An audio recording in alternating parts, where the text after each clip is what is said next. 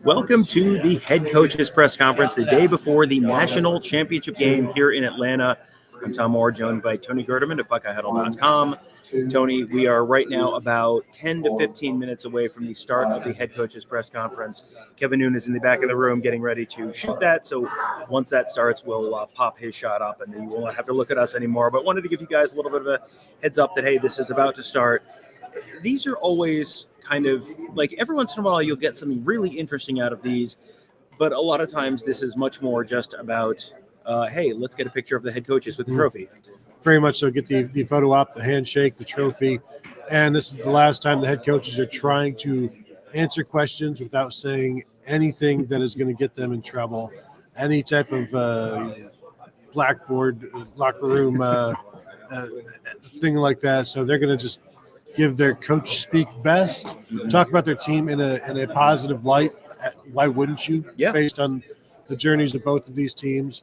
And then, just try to get through this as peacefully as possible, Yeah. and then get back to work. Yeah, and this is always also a little bit of you can tell they don't really want to be here. They would much rather be with their teams and watching the Notre Dame Army game for the 47th time, or the I don't know that State. they're going to be watching Love Army, although they did watch all of their games. Yeah, I don't know how much that applies. Yeah, watch the Notre. The Notre Dame has watched the Ohio State Akron game more than once, I'm sure. So, yeah, this is all very much a let's get this out of the way, and then once this is done, that's it. That's it for these guys.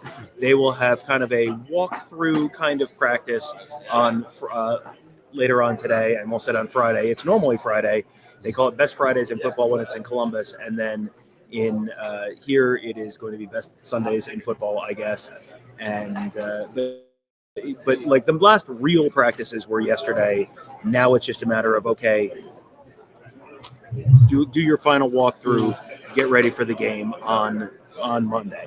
Yeah, and we are so close now. I was looking at my phone, looking at the days. It's like we are right there and about to be embarking on a national championship game. And you look at the trophies and the trophy and the helmets up there and the names, and it all becomes a little bit more tangible, more real. And you see all the people here, and you can probably hear them as well. Yeah, gearing up for this. I wish they would be a little bit quieter. No respect. Yeah. Sure, we're in the middle of the scrum, but come on.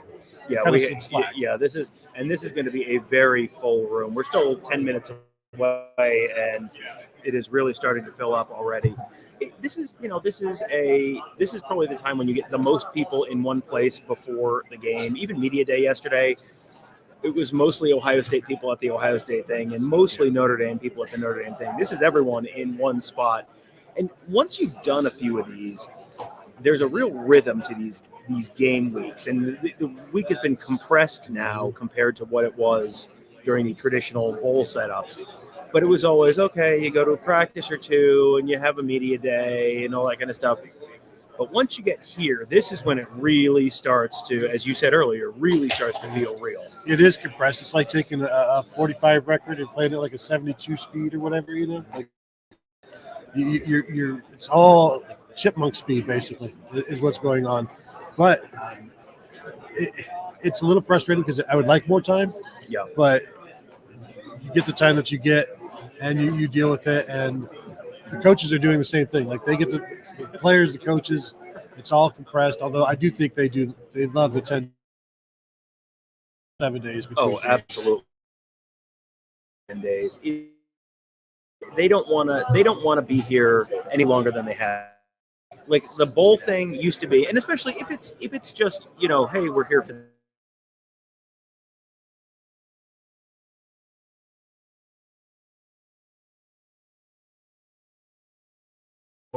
Punch feet.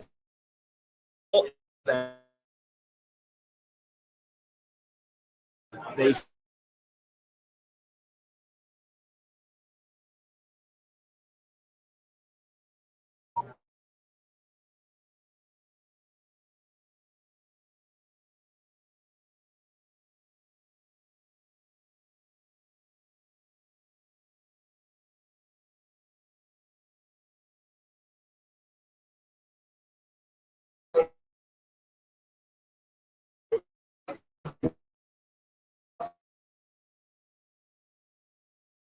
and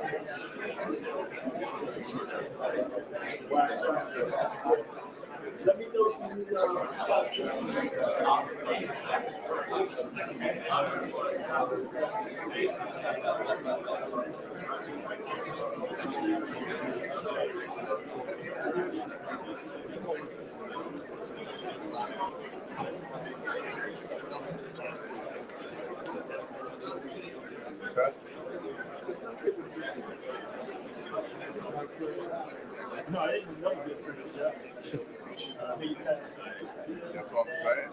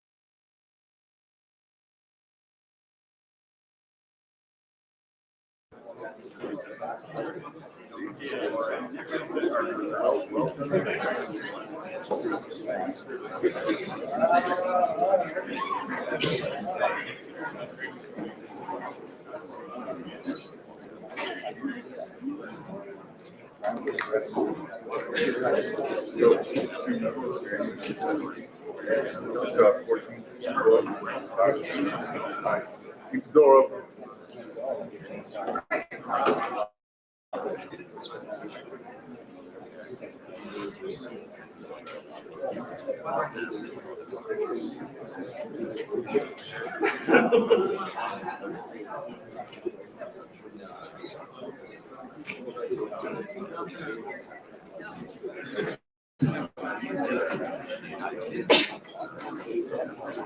Trying to get them out now.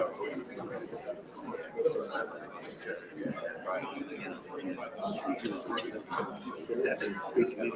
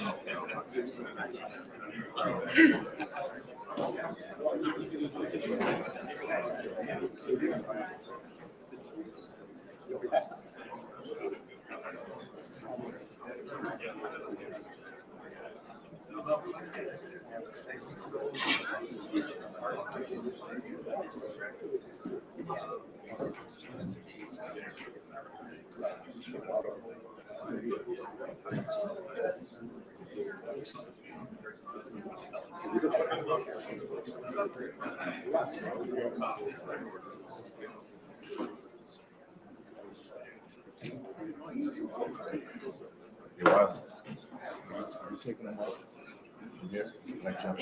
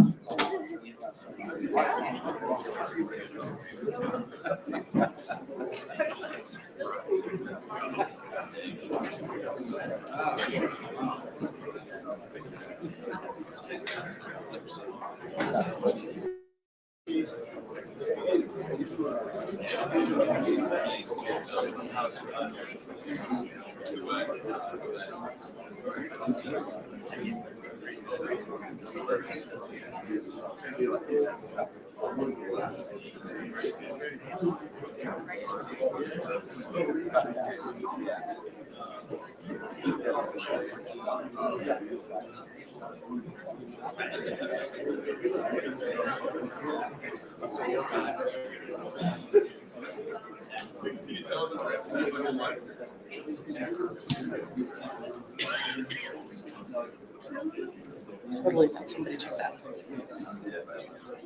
All right, good morning and welcome to today's College Football Playoff National Championship Head Coaches News Conference. Before we begin, there are a few reminders as usual. Please silence all electronic devices. We have our friends here from ASAP Sports that will be providing the transcript. Following the coaches' opening remarks, we will get through as many questions as we can. We do have microphone holders in a number of different sections. Please get their attention if you'd like. Before you ask your question, it would be very helpful to give us your name and affiliation. It is now my privilege to introduce Ohio State head coach Ryan Day and Notre Dame head coach Marcus Freeman. Coach Day will start with an opening remark. You know, our team is really, really excited about this opportunity and playing in the national championship, you know.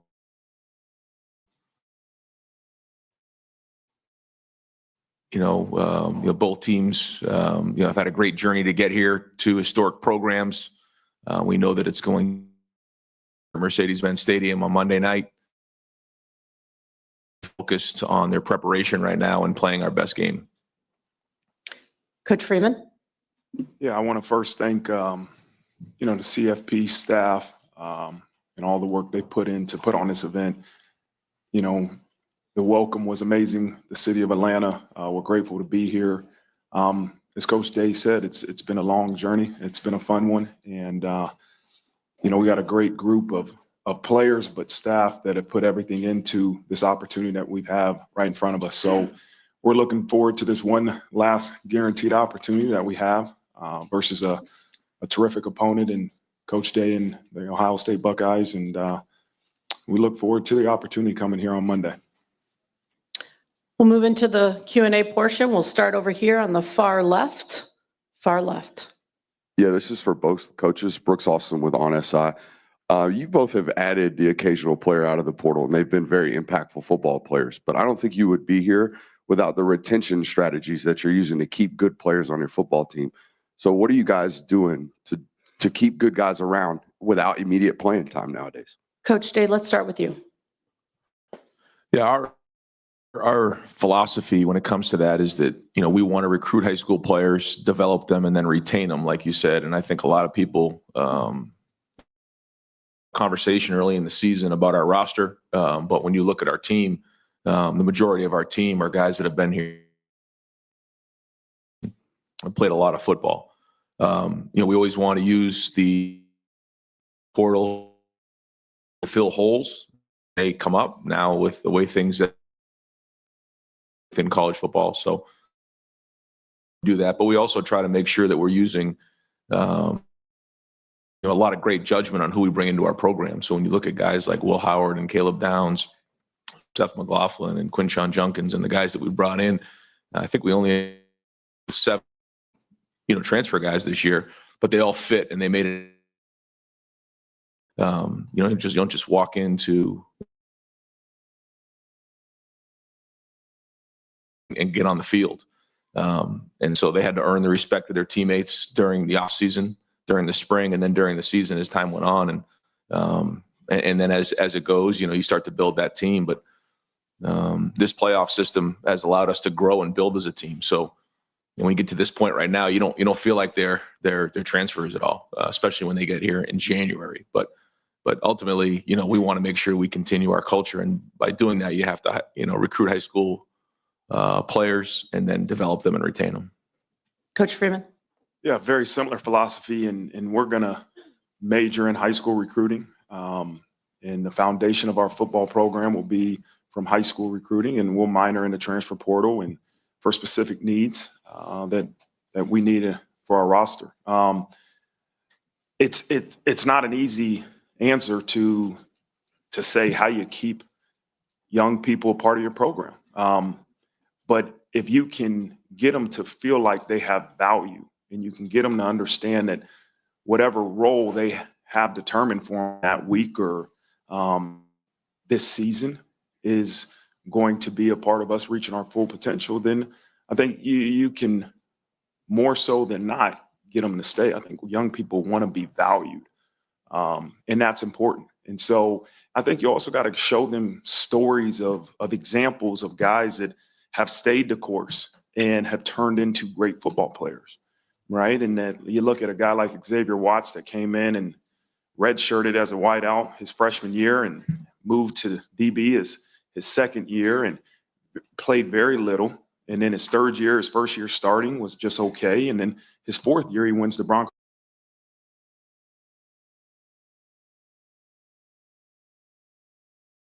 Seeing everybody's journey is different. And I think if you can convince them to understand that, hey, your journey is your journey. Don't compare yours to his journey. That's hopefully a way to get young people to stay. We're going to stay on the far left side, first row. Joe Nugent, NBC from this question for Ryan. So many Buckeyes from the state of Georgia. How important has this area been to building the program? Well,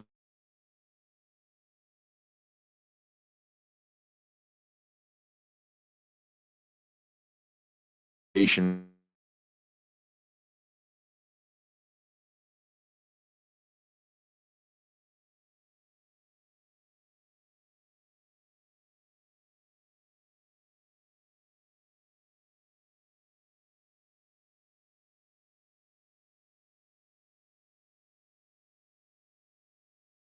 Roster from Georgia, and when they saw that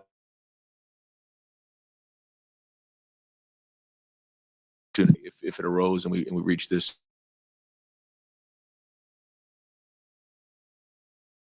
matter in the locker room about going back to Atlanta, and they'll have a lot of friends and family here.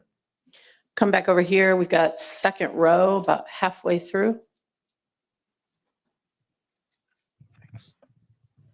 Kirk Bowles from the Houston Chronicle. For both coaches, Ryan, y'all start a home and home with Texas next year. And Marcus, you have a return match with A&M. Are we in danger of seeing fewer marquee games like this because of the playoff? And do you think the college football playoff hit a home run, or is it more like a triple? Marcus, we'll start with you, Coach. I have no clue who we play next year. I'm not thinking about that. And I really don't have a strong opinion right now on the playoff structure. I was asked that previously, and that's going to be something maybe after the season I can spend more time really thinking about my opinion of the pros and cons. Right now, you just try to figure out a way to get your team prepared for this opportunity you got right in front of you. And so that's what the focus is on, is this opportunity, and we'll deal with next year and opinions on the playoff structure, I think, once this thing's over. Coach Day. Yeah, agreed. I think there's a lot of things we're learning about this structure, what comes with it, and those are all great conversations for after the season. I do think that, playing some of those games during the regular season, though, allows you an opportunity to learn. And with this structure, your team can grow.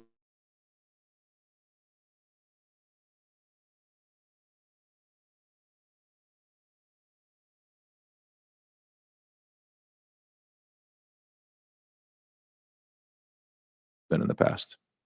We're going to come over here on the aisle to the left, second seat in. Dan Tortora, wakeupcalldt.com. For both coaches, just what you can say about, we live in a kind of me society right now.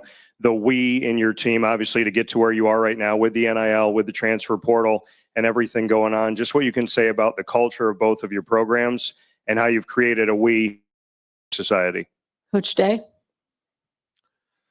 Yeah, I think as coaches, we get too much of the attention. This journey for us has been about our players, our staff, our coaches. They're the ones who are on the field. They're the ones playing. And they're the ones, there's a bunch of guys that decided to forego an opportunity to go to the NFL or whatever it was, other schools, to come back, to have this opportunity to chase this goal. And right now the focus is on finishing, the mission of winning the championship. But, anybody who's around our players and speaks to our players or interviews our players is quick to recognize, what a special group it is, how mature they are. I believe that being at Ohio State, you have to up your game across the board. And every day that you're there, every year that you're there, you just grow up faster, you learn faster, you have to hold yourself to a higher standard. The expectations are extremely high, and that's the way it is, and you embrace it. But this group has been through quite a bit of ups and downs and twists and turns along the way. And each individual player has their own story about where they're at right now, just like Coach Freeman was talking about. Each guy has their own journey. But then also as a group, they've had their own journey. Each class has had their own journey. The senior classes got a great story to tell. But like I've said before, those stories are not told unless you win it. And so that's our focus right now, is winning the game. Coach Freeman. Yeah, I think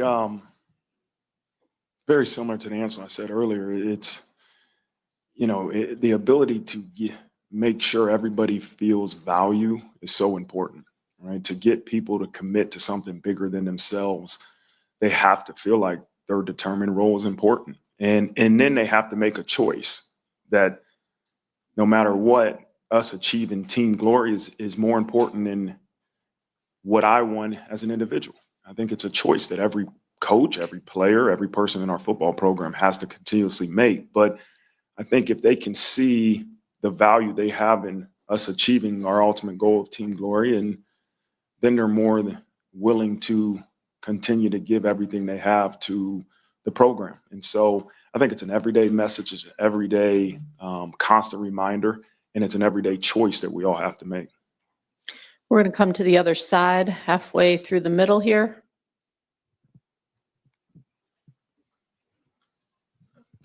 Joey Coffin from the Columbus Dispatch. A question for Ryan. When you talk about the fourth and fifth year guys on your roster, that experience they've had, where do you think that's benefited you the most throughout the year to get here? Yeah, I think just maturity, physical maturity to be able to withstand, the length of the season, mental maturity to be able to, wipe the slate clean on a week-to-week basis and start a new game plan, and then just the emotional maturity of handling the ups and downs, and certainly we know we've had a few of those this year, and being able to steady the boat and get back to work and learn from those and rally the troops. And I think it's a great example for our young players. We're going to move over here to our far right on the aisle. Conal Diggin from Pro Football Ireland. I just wanted to ask the two of you, you have a lot of international players on this team, whether it be from Germany or from Australia. How important do you think is an expanded playoff, but also college football growing to expanding the game of American football? Coach Freeman? Yeah, I think back to last year when we opened up the season in Dublin, Ireland. What an opportunity of a lifetime. And it was a great experience. And for me, even being the head coach, first time I was out of this country, and to be able to take our program to Dublin, Ireland, and to really showcase the game of football, right, and expand the game of football. And we've had great players from Germany, as you said. Obviously, our punter now is from Australia. I think the game of football continuously grows, and that's obviously started with the NFL, and now you see it's trickling down to college. And so the enhancement of the game, the growth of the game of football is something that we all support. And I think these are just small steps to seeing this sport in this game, no matter what level you're playing at, continue to grow. Coach Day?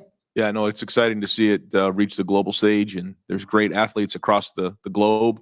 And, these guys are hungry for an opportunity, and the same thing. We've had guys from Germany, different parts of the world, Australia, and, they just, maybe didn't grow up in a football environment. So once given the opportunity, you can just see how hungry they are to go play the game. And so as it becomes on a national stage, it just provides for a better game. We're going to stay over here on our right side.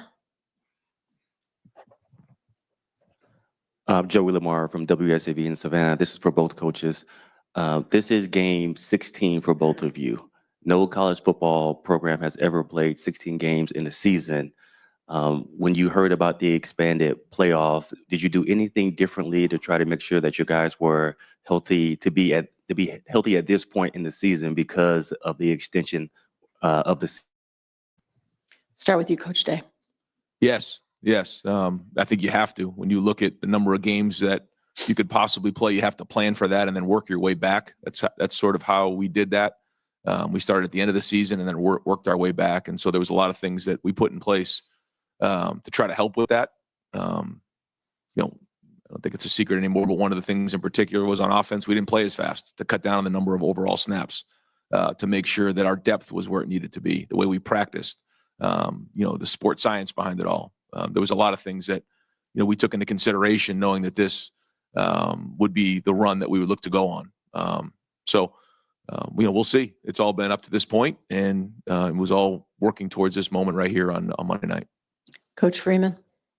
Yeah, I think before the season, you spent some time really coming up with a great plan for after week 12. For us, we knew there was no chance of us having a first-round bye. So we also knew that we weren't going to play in a conference championship. So we had to maximize those 2 weeks, week 13 and really the week before the first round of the playoffs. And so that was something we spent some time doing. And then as you got to that moment, it was about preparation. You had to prepare for the opportunity to play 4 games. It wasn't like a bowl game where everything was going to go into one game and this was the last game. You had to have a big picture approach to the next 4 opportunities, even though you didn't know if they were guaranteed or not. And so I think each week you kind of get with your sports performance team and have some discussions and make a plan for what you feel your team needs physically and mentally for that week.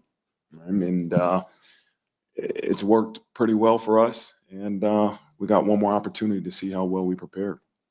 We're going to come to our left now, right in the front row. Tyler Horka, Blue and Gold Illustrated. Coach Freeman, obviously so much made of your crossover, having played at Ohio State, and James Laurinaitis, that angle is there as well. But Al Washington is also a guy that has that crossover. I'm curious what he's meant to your program. And Coach Day, if you could also comment on his time at your program as well. Yeah. The first part of your question about, relationships and my time at Ohio State. Yeah, that's, friendships are friendships. That doesn't matter where you're coaching or who you're coaching with. Like, friendships are friendships. And James isn't the only guy that's in the Ohio State program that I have a friendship or relationship with. And everybody knows I went to college. But as I've continuously said to our program and everybody around our program, is that this opportunity is about this opportunity. This isn't about where I went to school. This isn't about the last times we played Ohio State. This opportunity is about this opportunity. And we got to make sure we focus on that, because this opponent is this current opponent. It's not the last that we face. And it's going to be a great challenge. As far as Al Washington, he's been a tremendous asset to our staff. We had the fortune to work together at Cincinnati for a year before he left. And I knew him before that. And so I know the type of man he is, but the type of coach he is. And he is a developer of young people. He's done a really good job of recruiting and developing the defensive line. And we're grateful to have him part of our staff. Coach Day. Yeah, first off, everybody at Ohio State, respects Marcus and the fact that, he went to Ohio State and had a great career there, and certainly have a lot of respect for, what he's done in his coaching career and what he's doing. He's a tremendous coach and does an unbelievable job. And, I know James and his friendship goes back a long way. And like Marcus said, it really has nothing to do with this game, but I know that they're very close. In terms of from Al Washington, Al played at Boston College when I was a GA. And my first opportunity to be an offensive coordinator at Boston College, he was the running backs coach. We met at a Dunkin' Donuts, and Al never knew anything about coaching running backs. And I sort of talked him into becoming the running backs coach. And he said, I don't know anything about coaching running backs. I said, well, we're going to sit down and figure it out. Here, the first thing you got to do is take care of the football and run vertical. He said, all right, I can figure that out. Then we went into pass protection. And then that year, Andre Williams, his running back, became the Doak Walker Award winner that year at Boston College in 1 year. And it just went to show you that it didn't really have anything to do with the position. It was his ability to motivate players, his passion for recruiting, his energy. His wife, Melissa, is great. And I have nothing but unbelievable respect for Al Washington. We're going to go back over here in the middle to our right. Doug Lesmerises from Kings of the North. For both coaches, these are two traditional historic programs from similar parts of the country. Do you feel like there are any similarities between Ohio State and Notre Dame and how you guys go about your business and the success that these programs have had? Start with you, Coach Day. Well, similar to what Marcus said, I really don't think that any of those things really have anything to do with what's going to go on Monday night. That first off being said, I mean, this is an excellent team that has just found a way to win week in and week out. They, I think they have over 140 points off of turnovers. They play great in all three phases. You talk about offense, defense, and special teams. I mean, these guys are really good on special teams. They keep you on your heels all the time. I mean, they fake punts, they fake field goals, they find different creative ways to get guys in the game. They've done onside kicks, they've done reverses on kickoff return. I mean, they're very, very good in all three phases. So it's a big challenge, and really the focus is about executing and making sure that we prepare for this game, not the fact that it's Ohio State versus Notre Dame.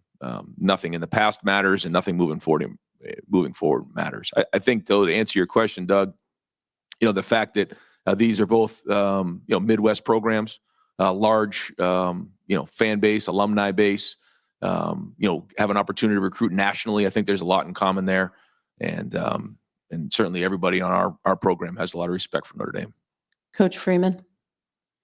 Yeah, when I think about the similarities, more than anything, I think the expectations that both programs have for each other, right, and for themselves. I'm sorry.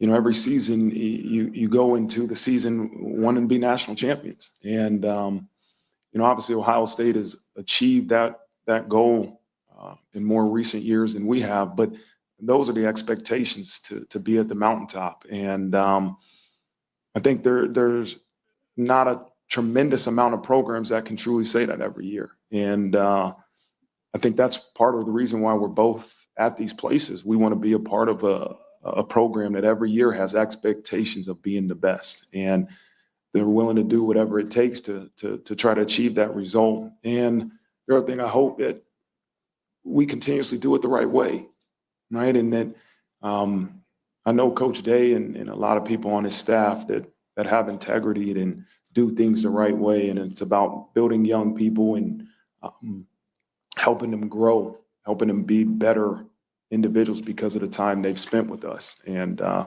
think that's important, is that you can aspire to win national championships every year, but you can also make sure that the young people you're leading are better because of the time they spent with you. And I think that's a reflection of both football programs. We're going to move over here to our left-hand side, second row. Hey, good morning. Question for each of you. I'm Bill Roden with ESPN's Landscape. I was curious, how much time would you say your players spend each week on tape or games? I don't want to call it tape or film, but how much time would you say your players spend watching game tape? And is it as important or less important than it's ever been? Start with Coach Freeman. I don't know the exact hours, but there's a tremendous amount of time spent watching film. That could be with coaches and without coaches. That could be in the football facility or at home. And yes, it's more important than ever to watch film. And I'm a firm believer in that, in the preparation. There's only so much you can do physically. But mentally, I think there's always a nugget you can grab as you prepare and watch film. Coach Day. Agreed. Each guy is different. I say it all the time. Each unit is different. What is your routine? How many hours do you need to watch of film by yourself? 5, 10, 20, 30, 50? But the more film you watch, eventually you find something. You find a way to get a first down. You find a way to get a stop. You find a little tip that may just help you get that 1 inch. You think about, some of these games, it can come down to one play, right? And so that's what it is. And having the discipline and to be able to watch, all right, let's put the film on, watch 1 more hour of film here. And that's, for young players to understand how important that is and how that can help you win the game. We're going to move back over here to the right-hand side aisle. Charlie Clifford, NBC Cincinnati. It's a speech that every coach dreams of. For both of you, if you could describe the preparation and emotion that will go into your pregame address tomorrow night. Coach Day. Well, I think for us, the playoff has been a natural kind of ramp up to this game and has allowed us an opportunity to get into a routine.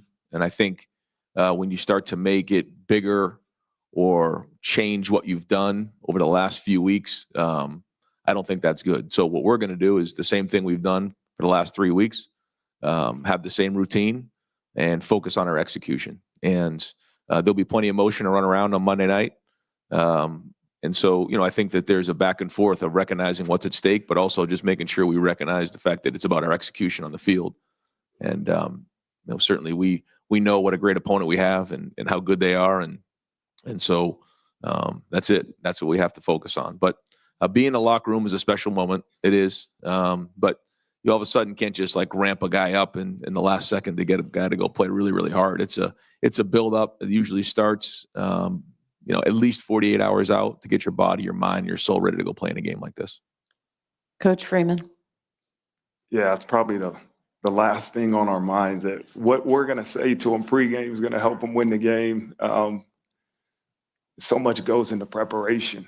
It goes into days of preparation. And sometimes maybe outsiders can think that, it's a pregame speech that's going to help your team win. The reality is very similar to what Coach Day said. What you've done to get you here is what you got to go out there and do.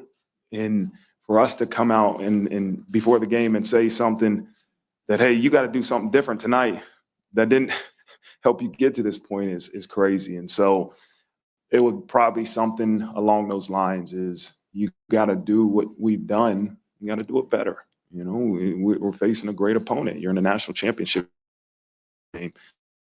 You say it with a little passion. You get ready to play for the national championship. You know, the natural emotions will come out in that moment. But our guys got to continuously done to get them to this moment.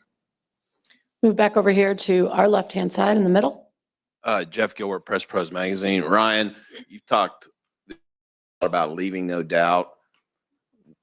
That mentality that you're trying to get into your team to buy into or have bought into, what's behind that thought, and how do you feel for you? Why are you talking that way? And then how do you feel like that's helped your team? Yeah, it's something we talked about, all year and in the winter. There's a lot of messaging that happens, and when you play this long of a season, there's different, messages that you can kind of come in and out of during the season. But we tried to keep them as consistent as possible. And the idea of leave no doubt, don't leave it to one play, don't leave it to one call, don't leave it to the photo finish, don't leave it to the judges to call at the end of the, of a boxing match, and that's it. Not that that's easy, but that's the reason behind it. All right, we're going to come over here on our right-hand side. Ashley Adamson, Big Ten Network. Riley Leonard made the point that the last two teams standing are also the two teams that have been the most outspoken in their faith this season. And I just wonder if each of you could offer some perspective on what you've seen from a cultural standpoint and how that's had an impact on both of your seasons.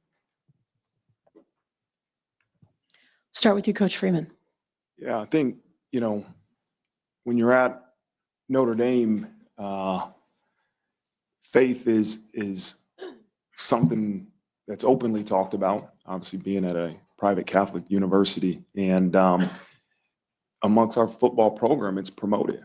And I'm not saying you have to be Catholic. We're saying we want our young people to grow in their faith. And when you have a leader like Riley Leonard that is very outspoken about his faith and is very intentional about putting together Bible studies and helping his peers grow in their faith, I think it's big. It's huge. It promotes a culture where you're comfortable as an individual seeking out ways to grow in your faith. And so I'm a believer and I have a strong faith and that's my personal opinion and beliefs, but I think we have a team of leaders that do a really great job of promoting and helping young people grow in their faith. Coach Day. Yeah, I had an opportunity to be at Boston College for 9 years and experience, what that was like and what an amazing experience going through the Jesuit education and seeing what that's like on a daily basis. All three of my children were baptized there. But then going to Ohio State and being at a state university, it's a different experience. But it's been amazing to watch this team grow spiritually. And I just think those three pillars of your body, your mind, and then your soul and spirit. And, we have Bible studies and reflections that, we have that we'll have folks come in and speak at, and we have been, for a long time. But then also, seeing our players lead them, in those moments. But then there's also times where I'll walk around the corner and I'll just see a bunch of guys in a room together that, we didn't even know about, that they're having a Bible study talking. And the impact they've made on our community, I think even nationally, is significant here. And I'm proud of where those guys have gone in their journey. And I think it's, again, a great example for some of our young players. Come right down here on our left. Pete Byrne, WSBT, for Marcus Freeman. Coach, we've heard you talk about guaranteed opportunities throughout the year, and then as you switched to the playoffs, it was 60 minutes to earn another 60 minutes. And then this week, finally, you said, we've reached our final opportunity. So I'm curious to you, what does it mean to have maximized your opportunities this season? And then furthermore, what would it mean for you to watch your guys deliver a national championship for Notre Dame after all these years? Yeah, when I think about this journey in this season, there's a lot of gratitude I have to be on this journey with not just the players, but with all the coaches and the staff, the men and women that are involved in our program and the efforts they put into us being in this position. When I think about this last guaranteed one, we started the season talking about reaching our full potential, and we got one guaranteed opportunity to do that. And let's continuously put all the work we can in these last 48 hours or however many hours we have left to prepare for this moment, and then go play. Go play. You got a chance to play in the night and enjoy the opportunity. It's going to be a difficult one. We know that. But listen, go out there and enjoy it. And don't let the things outside of those white lines affect the way you play. Right? And that's probably what's most important. And but I'm grateful for this opportunity and looking forward to it tomorrow. Coaches, we're going to move into the photo opportunity. If you guys could stand on either side of the trophy, I would ask our friends in the front to please stay down. We are going to let our cameras in the back have the first opportunity, and then we will move to you, I promise. So coaches, if you could look at the back where all of our ENGs are, that would be great.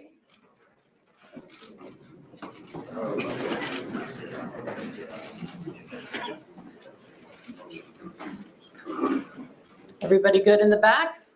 All right, let's move down here to the front to our cameras. As we finish that up, I would respectfully ask for everybody to stay seated as we allow our coaches to head out for their next opportunity. And once they leave the room, everybody will have a great day. All right, thank you. You're going to go that way. Again, give us a minute.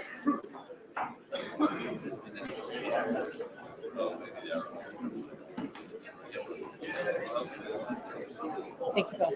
Thank you very much.